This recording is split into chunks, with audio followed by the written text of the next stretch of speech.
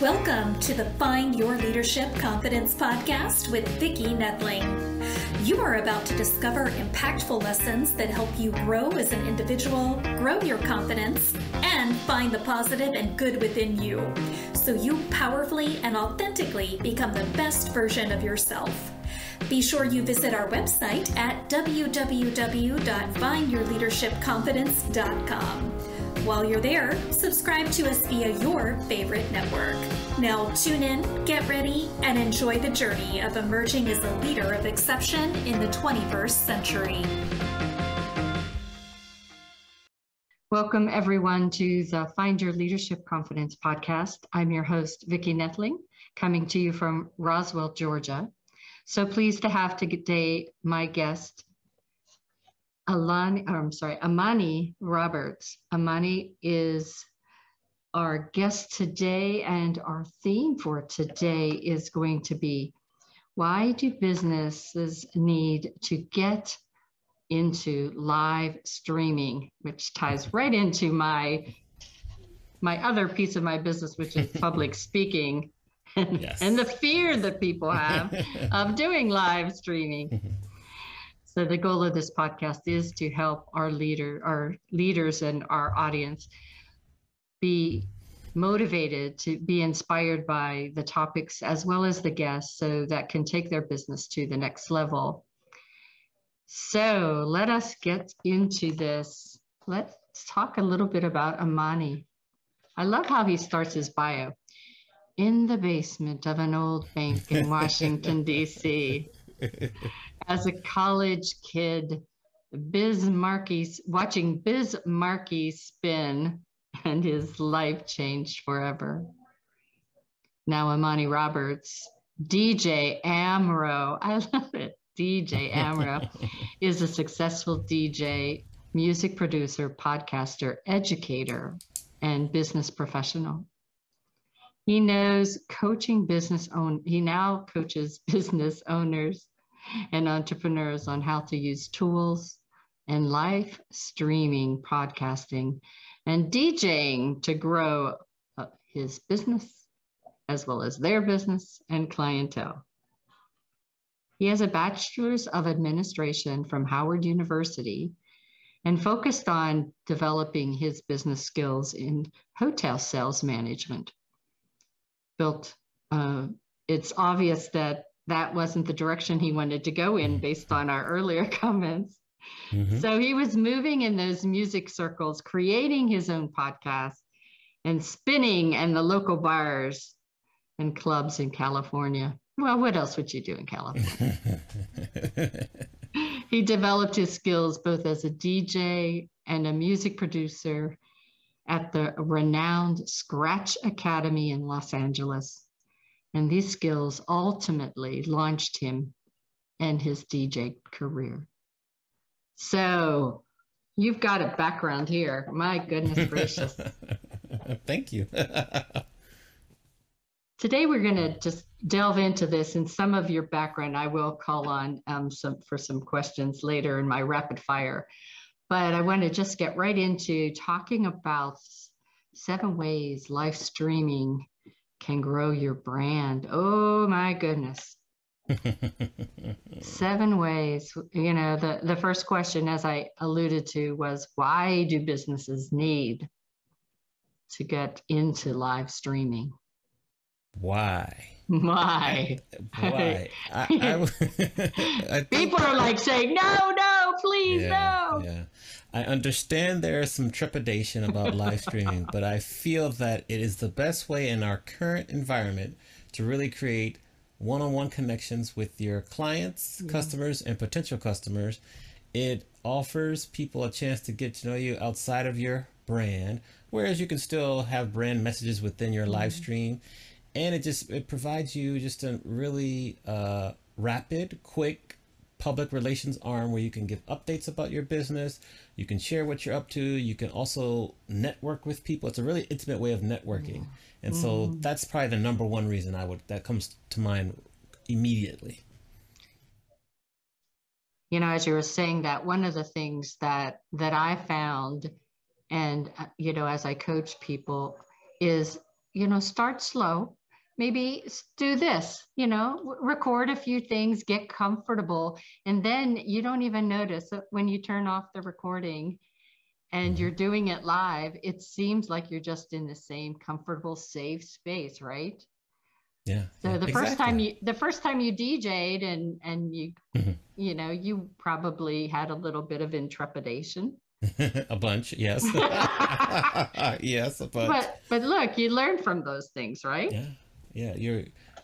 I would think when it comes to live streaming, 95% of people talk about it but never take action. So if you're one of the 5% that takes action, you're going to be so much further along in a week, a month, a year, and you'll look back and you'll be like, what took me so long? Yeah. And it's the little wins. So just do 1 minute or a 5 minute. People have short attention spans anyway. That's in your favor. Yes.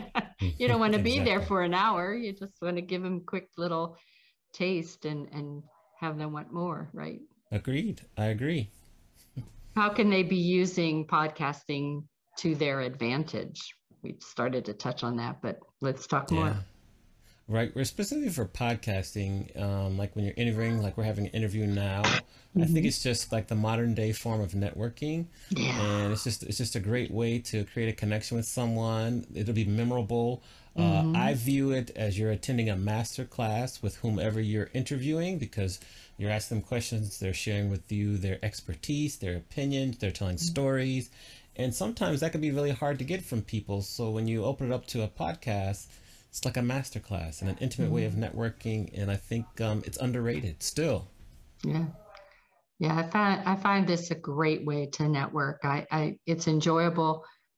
And especially even if you're that introvert, right? This isn't intimidating. As I said, you can tend to forget that there's a camera on you and it's just like you and I talking. If you need to have a drink on the side, I don't know, it's whatever to Yes. build your Yeah, confidence. exactly. So what are the most lucrative ways that you can use live streaming to build your business? I think what I've learned so far is there's a couple ways. The first way I would say is probably the most difficult in terms of acquiring sponsorship for your live stream. For example, you could get some of the equipment sponsored, whether it be a Sony camera, a Windows PC, microphones. Also, you could get different things like editing software sponsored. Those are probably a little bit easier, but then you can actually get sponsors like, consumer goods brands, different online platforms might sponsor you. And so I think that's the first way. The second way that comes to mind is kind of establishing yourself on a platform that allows for easy monetization during your live stream. For example, I'm a big fan of Twitch.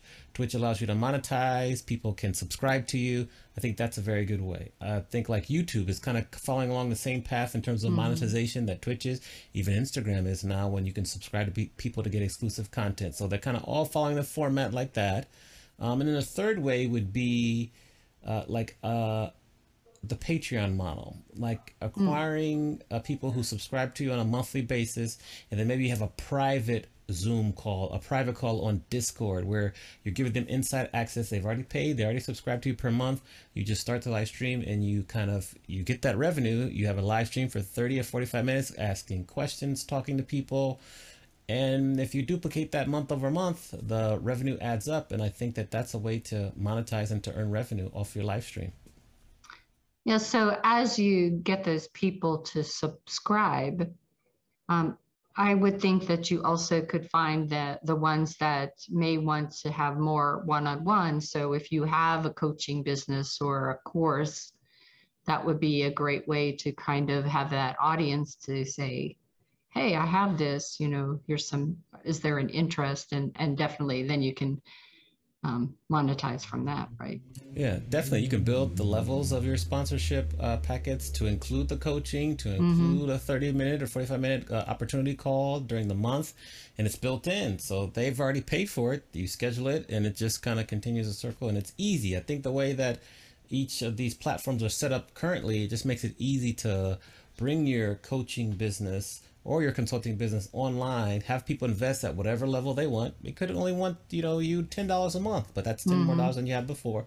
They could want to spend $200 or $300 or $400, $1,000 a month. That could be a level 2, and people will pay if they resonate. If what you say resonates with them, they want to learn more, they will pay. They will invest in themselves. The right people will. So the next question that comes to mind is, what type of plan do you have in terms of, I guess, I don't know, I'm thinking checklist, but that's the project that's the project manager in me, So what should you do first? I would think you need to know what level 1, level 2, level 3 is, and then what cost you would put to that. Right. I would recommend maybe joining or researching a few Patreons, finding some people that might be in a similar space to you that have already maybe tried Patreon, so you can look and see what they've done. I'd read up and see maybe some other avenues. Patreon is really popular for musicians, so you can do that. Then again, on YouTube, try to follow some people who have some levels set up so you can see what they do. Same thing on Twitch. And just do your research. As you're doing the research, start live streaming, whether it's, for 5 minutes, 10 minutes, 15 or whatever, and just start to practice. I will also say, which you reminded me, in terms of equipment, I always advise people to start with what you have first and exhaust those options before buying a lot of equipment. A lot of people get paralyzed, analysis paralysis with equipment. And I really recommend to start with what you have, and you'll be surprised at what you can do with that equipment. Right, for sure. So what can owners learn from you, Mr. DJ? Learn from me? I mean, I think people can learn about kind of creating content, being creative with the content they have, being consistent. I think being consistent is very important, because if people learn that you're always going to be on it Mondays at 8 p.m. Eastern, Wednesdays at 8 p.m., you'll create habits. And that way they'll always tune in, just like must-see TV. I think people will learn just the possibilities of live streaming. It can be very complex and daunting at first, but maybe you don't use the platform that I use. It's called Open Broadcasting System, OBS, which is what real television stations use. Maybe you don't use that first. Use like a StreamYard solution or a Zoom or something, or Restream.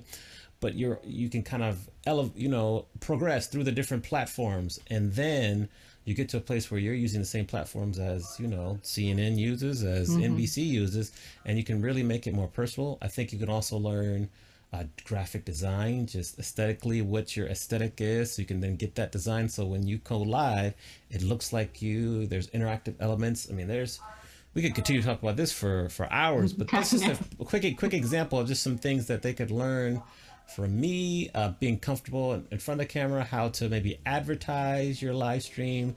Maybe you want to live stream on LinkedIn and not some of the other platforms, and just starting, stopping, and continuing to process it. Then once you finish, how to use the content you have to create different snippets and different kind of reels, and share it on social media, share it in your email newsletter. I mean, it just keeps going. It never ends, but those are just a quick example of some things that people can learn.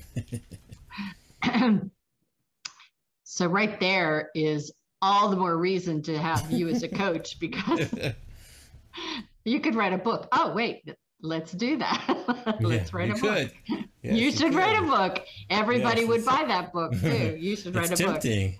The challenge is writing the book is by the time I finish it and publish it, everything would have changed. That's not the process, but not the process. True. It's it's again, if I could put back my project management hat, you always write the business objectives and requirements without the technology called out specifically, because it's going to change quickly. Exactly. Yeah. When you were discussing all of those multiple of great ideas and things, what came to mind was, well, not everybody has got the skills, the time, or the inclination. So at what time have you, or did you put in a VA or a virtual assistant or somebody, a team, to help you with this multiple things that Right. you've got rolling in your mind or on your plate? I think I used a virtual assistant a while ago when I just was overwhelmed with a lot of the kind of administrative work. Mm-hmm. And so that's when I first used them. Then I changed, and now I have like different people who help me with certain things. Like I have a person who helps me with like flyers and creating marketing materials so that I can tell them what I need and get that delivered to me. When I have really complex live streams, a lot of times on Twitch, I'll do game shows, things like that. Mm-hmm. I'll have someone on that'll handle the technology in the background so I can just focus on broadcasting. Also, at times I need someone to help write maybe trivia questions if I'm doing a trivia game or that. So I have someone help with that. I have someone to help me with my monthly or bi-weekly newsletter. So I have people that do individual things that help make my life a lot easier. I'm sure I could be even more effective with that and find some people to help me out with more work. But right now, that's the space that I'm living in right now. And it works. Awesome. So many people shy away from things, maybe use as an excuse to not do more because they don't know how to do it. But as soon as you say graphics or marketing, they like, oh, well, that's not me. I'm sorry, I can't do this. So Yeah. I just wanted to make people aware that there are people that like that, that are Yes. good at that, and Yes. that you don't have to pay an arm and a leg for it in the beginning. And as you grow in your business, you can definitely step it up a little bit. But Yeah, just use Fiverr.com. That's a really good place. mm-hmm. You can find some affordable graphic designers there, and for the time being, just let that be your graphic design person and continue to grow. For sure. So how can teams use DJing and music for team building? Mm. Mm. I think that music kind of crosses over all demographics, whether it be age, race, how much you earn per month or year, just all your political affiliation. Music crosses over all of those demographics, and it really allows people to remove walls when you're trying to build a team, and allow people to express themselves through songs, through certain theme songs, through maybe if you make a record label. So I just think that when it comes to team building, playing music, picking music that will summarize your mood, your theme song for the year, I think it all ties together, and it just helps make the team building experience very unique. Excuse me. I think too, I know whenever I've used it, it's just helps to loosen people up to be able to let their creative juices flow. And also in networking, sometimes people are hesitant to get going. And if you start to play some music that they all can move around to, then they have less inhibitions, I guess, or something. Yeah, exactly what you just said. Yeah, music is awesome. It is. This we definitely have to have more conversations because it's already close to the time, but it is that time for rapid fire. All right. Yes, rapid fire is where we'll just give you a word or phrase. Most likely it will be a phrase of something that I pulled from your extensive biography here to just let us know a little bit more about you. So my first thing that I want to know is, what was your first DJ gig? And how old were you? Yeah, I started late. So first DJ gig, I was probably 31 or 32, and it was at this bar in Santa Monica, California, and that was the first one there. I started late, but that was the first one I could. Well, that one, no, it was at this bar in Hermosa. It was called, I forget the name of the bar. But I've been to Hermosa. There, Hermosa Beach. It was a bar there. It was on a Wednesday. I brought my equipment. That was my first gig there. So you went from hotels management to being this entrepreneur extraordinaire. All right. What did you learn from that, I guess, corporate environment that helps you today? Systems, specifically like sales systems, accounting systems, reading a P&L, being able to analyze a P&L system, how to sell, close sales, follow up. I learned all my sales skills from hotel because I did extensive years in sales and marketing, and I was also an operator. So in terms of P&L statement, hiring people, HR, like I learned an immense amount of information from my time in hotels that I use every day. Yeah, well, that's very true. All right, so you have a remix EP. You have Correct. three, it says three. Three of them. Fourth one's on the way. Yes. So give us the name. So if anybody is out there wanting to listen to some great jams, go ahead. Yes. The Remix Experience, volumes 1, 2, and 3. It's on Spotify. Easy Yeah, it's on enough. Spotify. So if you look up A Starter Jacket Remix on Spotify, you'll find us. That's myself and my production partner. And we're working on our fourth one. We actually have a ton. We could probably do a fifth and a sixth one, but we're working on the fourth one now. And that's where you can find us. You can also find me on Bandcamp if you want to purchase any of the individual tracks, which is bandcamp.com/Amani Experience too. Do you put that on your website, those links to those things? I need to add the Bandcamp one. Yeah. Yes. For sure. I do need to do a little website maintenance for sure. Oh, well, that's where you get your VA to do that for you too, because you got more important things. All right. Yes. The next thing is, what is on the horizon besides that book? What is on the horizon in your journey? Yeah, horizon. So the book is probably one of the top priorities in terms of the R&B music. Why there are no longer any Black R&B groups on the Billboard Top 20 charts since 2004. Yeah, why? That's a complex question that we have to have a whole another episode to discuss. All right, another episode on that, definitely. A lot going on there. That's one priority. More professional speaking. That's probably more just spreading the word about like live streaming, gamifying hybrid events, hosting game shows in a in-person or virtual atmosphere. I'm working on this really big award show that we're doing virtually on Twitch, but it's just a nice model that any company that has associates across the world can emulate so they can honor and give people their flowers while they're here. Those are probably the top three things that are kind of on the horizon for me.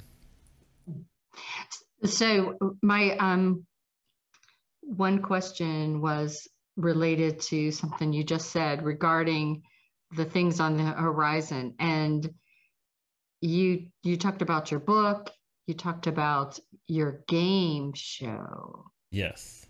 Tell us a little bit more about, because that's a big rage right now to do quizzes and things. And everybody, I mean, I love game shows. So I want to know, what's your game show? So we have a variety of game shows that we really started to do during the pandemic virtually, but now have transformed into in-person. Family Feud, we play the traditional Family Feud game in person and virtually. Hollywood Squares, we do that virtually in person. Password is a fun and exciting one. I like that for introductions. That's one we can do virtually in person.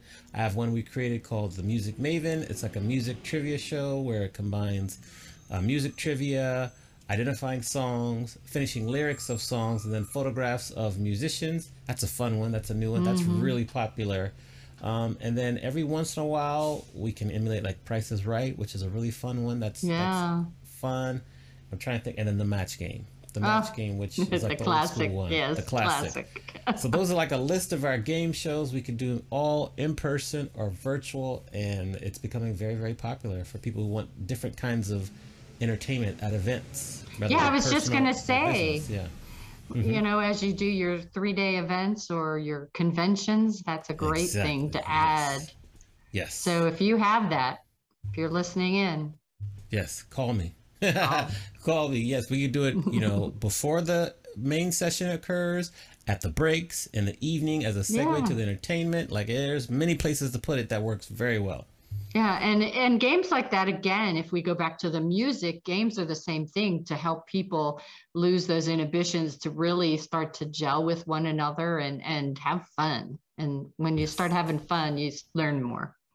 I agree 100%. Yes. Well, it's been just wonderful talking with you, and we will have to have a couple more sessions to really go into some of the other pieces a little bit deeper. But I do want to share your information. So this is where I warn all of those folks out there that are just listening that I'm going to be sharing my screen, and it has contact information. I will give you verbally the contact information for the website, but and those of you that are watching, please get your finger ready to screenshot. Yes, there it is. All right, so here we go. We have the website is the AmaniExperience.com, AmaniExperience.com. Again, the website is the AmaniExperience.com. You just heard what all he has out there on that website and more to come. So you want to do that. You can check him out on Facebook at the Amani Experience. And he is also at LinkedIn if you're ready to get something going with a event or a convention that needs some entertainment, for sure. Check him out. So that is at Amani Roberts on LinkedIn. And again, the website is AmaniExperience.com. So again, it has been just a wonderful conversation that we've had today. I learned a lot. I'm going to rewatch this and take copious notes, because always can enhance what I do with what you're doing. And thank you so much for being such a great guest. It's been my pleasure, Vicki. Thank you for having me. All right. So again, as always, I tell everyone life is a journey and it's up to you to enjoy the ride. This is Vicki Nettling signing off. Thank you for tuning into the Find Your Leadership Confidence podcast with Vicki Nettling, where we share impactful lessons that help you grow as an individual, grow your confidence, and find the positive and good within you so you powerfully and authentically become the best version of yourself. Remember to visit our website at www.findyourleadershipconfidence.com and enjoy even more great episodes like this one. Again, while you're here, subscribe to us via your favorite network. We look forward to seeing you next time on the Find Your Leadership Confidence podcast.